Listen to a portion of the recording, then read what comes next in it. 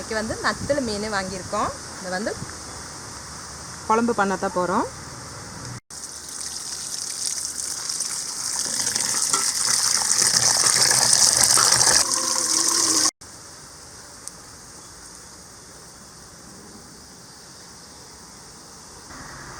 இது வந்து நத்திலி மீன் குழம்பு தான் பண்ண போகிறோம். அதுக்காக மீனை வந்து க்ளீன் பண்ணி எடுத்துட்டோம்.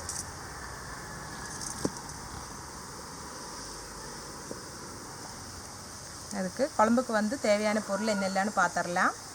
மல்லித்தூள், மிளகாத்தூள், மஞ்சத்தூள், புளி, உப்பு, தேங்காய் எண்ணெய், சின்ன வெங்காயம், தக்காளி, தேங்காய் துருவல், கடுகு, வெந்தயம். முதல்ல வந்து மசாலா வணக்கிடலாம். இன்றைக்கி வணக்கி அரைச்சி தான் குழம்பு வைக்க போகிறோம்.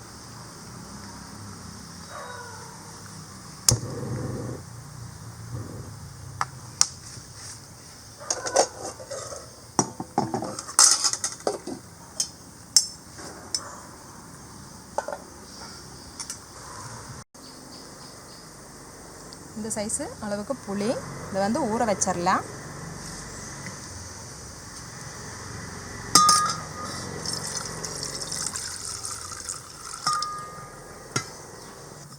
புளி வந்து ஊறட்டும். குழம்புக்கு வந்து மசாலா வணக்கிறதுக்கு தேங்காய் எண்ணெய் 1 டேபிள் ஸ்பூன் அளவுக்கு ஊற்றிடலாம்.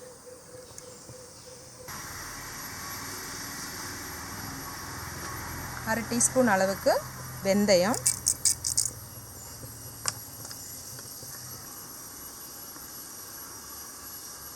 கொஞ்சமாக சின்ன வெங்காயம் இது இதோடவே போட்டுடலாம்.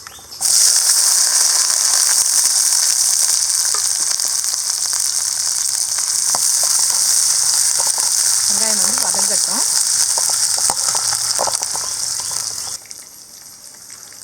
வெங்காயம் வதங்கட்டும். தக்காளியை வந்து கட் பண்ணி வச்சிடலாம்.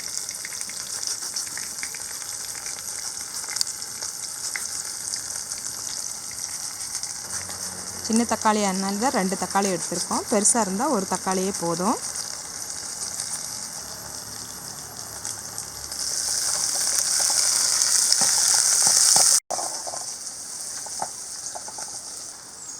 வெங்காயம் வதங்கிடுச்சு. அடுப்பை வந்து சிம்மில் வச்சுட்டோம். தூளெல்லாம் சேர்த்துடலாம். மல்லித்தூள்,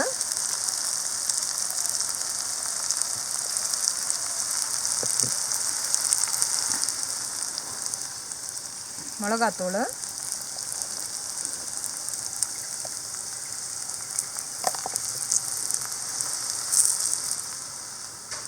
மஞ்சத்தூள்,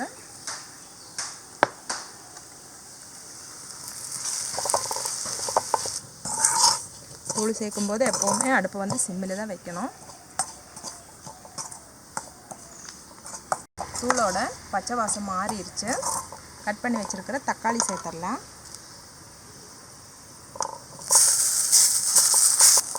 தக்காளியும் வந்து கொஞ்சம் வதங்கட்டும்.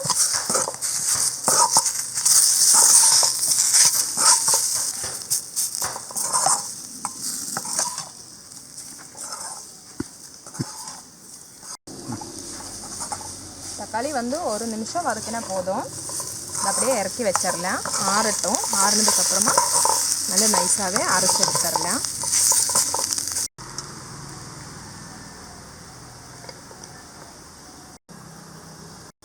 மீன் குழம்புக்கு வந்து மசாலா வணக்கி வச்சது ஆறிடுச்சு. இதை வந்து ஜாரில் போட்டு நல்லா நைஸாகவே அரைச்சி எடுத்துகிட்டு வந்துடலாம்.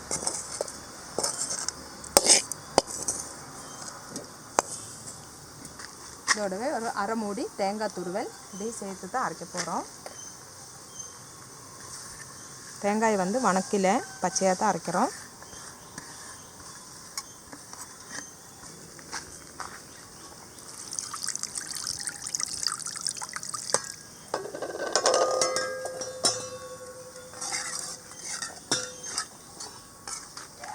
கொஞ்சமாக தண்ணி,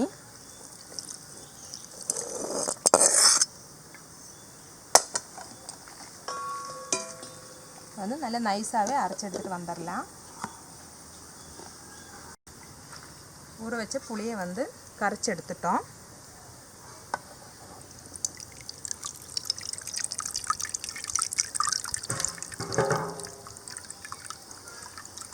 கொஞ்சம் கூடி தண்ணி ஊற்றி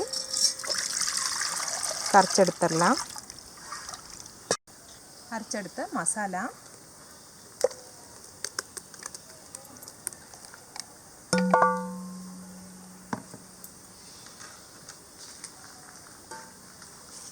புளி வந்து ஊற வச்சு கரைச்செடுத்த தண்ணி, இந்த தண்ணியிலே வந்து கொஞ்சம் ஜாரை கழுவி ஊற்றிடலாம்.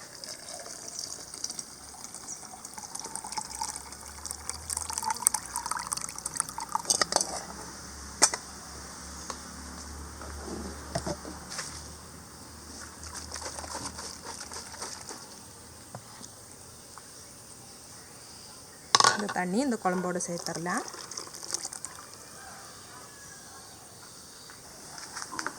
குழம்புக்கு தேவையான அளவு தண்ணி, மசாலா எல்லாமே சேர்த்துட்டோம். வந்து தேவையான அளவு உப்பு போட்டுடலாம்.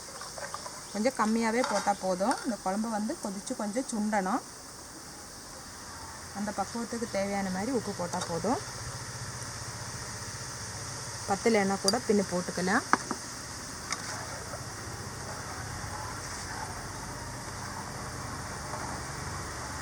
குழம்பு வந்து நல்லாவே கலந்து எடுத்துட்டோம். அதை வந்து அடுப்பில் வச்சிடலாம்.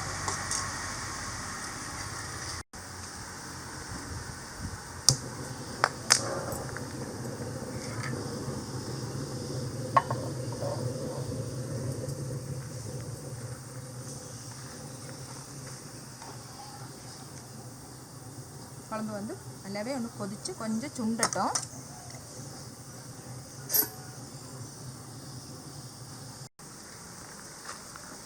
குழம்பு வந்து நல்லாவே கொதிச்சிருச்சு.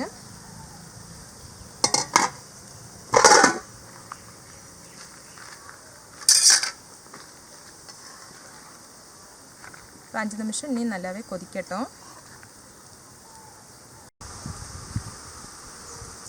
குழம்பு வந்து தாளிக்கிறதுக்கு சின்ன வெங்காயம் வந்து நீள வாக்கில் கட் பண்ணிடலாம்.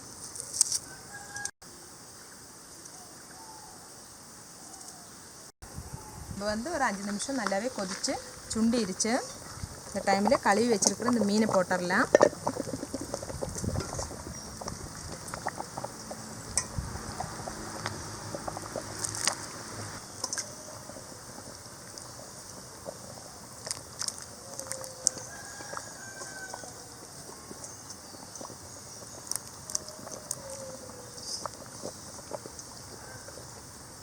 இது வந்து 1/2 கிலோ மீன் தான் வாங்கினோம்.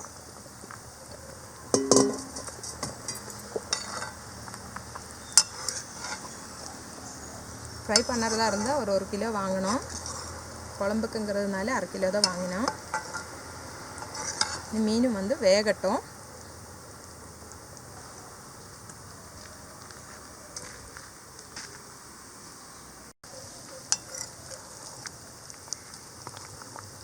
பொடி மீனுங்கிறதுனால சீக்கிரமாக வெந்துடும். அதனால ஒரு கொதி வரட்டும். அதுக்கப்புறமா இறக்கி வச்சிடலாம்.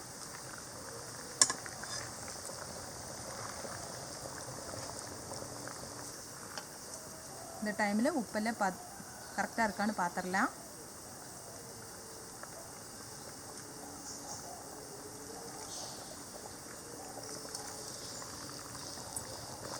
உப்பு கொஞ்சம் பத்தலை, போட்டுடலாம்.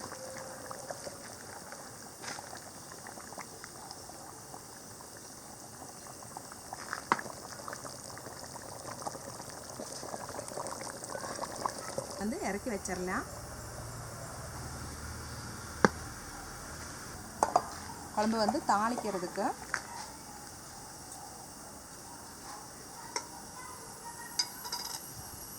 அதிகமாக இந்த மீன் குழம்பெல்லாம் செய்யும்போது தேங்காய் எண்ணெயிலே தாளித்து போட்டோம்னா ரொம்ப நல்லா இருக்கும். குழம்பு வந்து தாளிக்கிறதுக்கு தேங்காய் எண்ணெய்,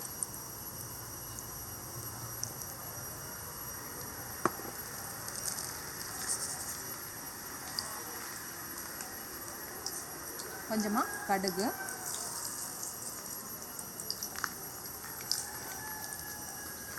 இப்போ வந்து தாளிக்கிறதுக்கு வெந்தயம் போடல, மசாலா வணக்கும் போதே வெந்தயம் போட்டுட்டோம். அதனால் கடுகு மட்டும்தான் போட்டிருக்கோம்.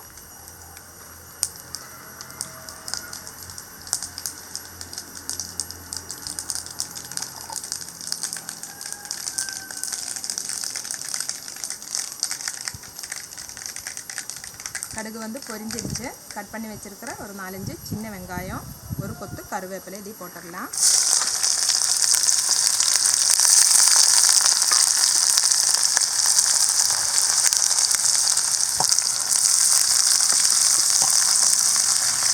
வெங்காயம் வந்து பொன்னிறமாக வரட்டும்.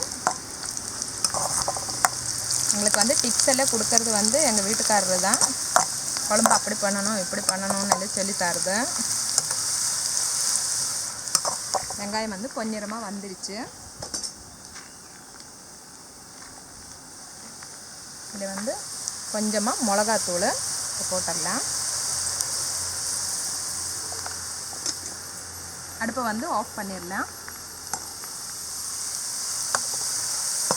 இந்த எண்ணெயிலேயே இந்த மிளகாத்தூள் வந்து நல்லாவே வதங்கட்டும். இந்த மாதிரி பண்ணும்போது குழம்புக்கு வந்து நல்ல கலராக இருக்கும்.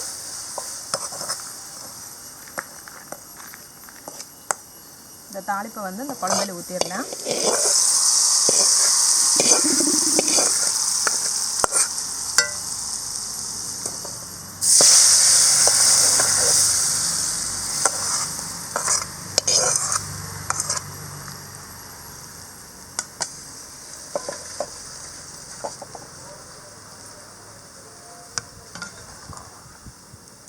சுவையான நத்தல் குழம்பு ரெடி ஆயிடுச்சு.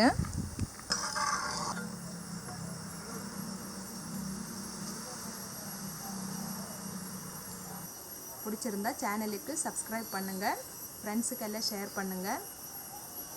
அம்மா சமையல் குறிப்பையும் பாருங்கள், பார்த்துட்டு அதுலேயும் வீடியோ போட்டிருக்கோம், அதையும் பாருங்கள்.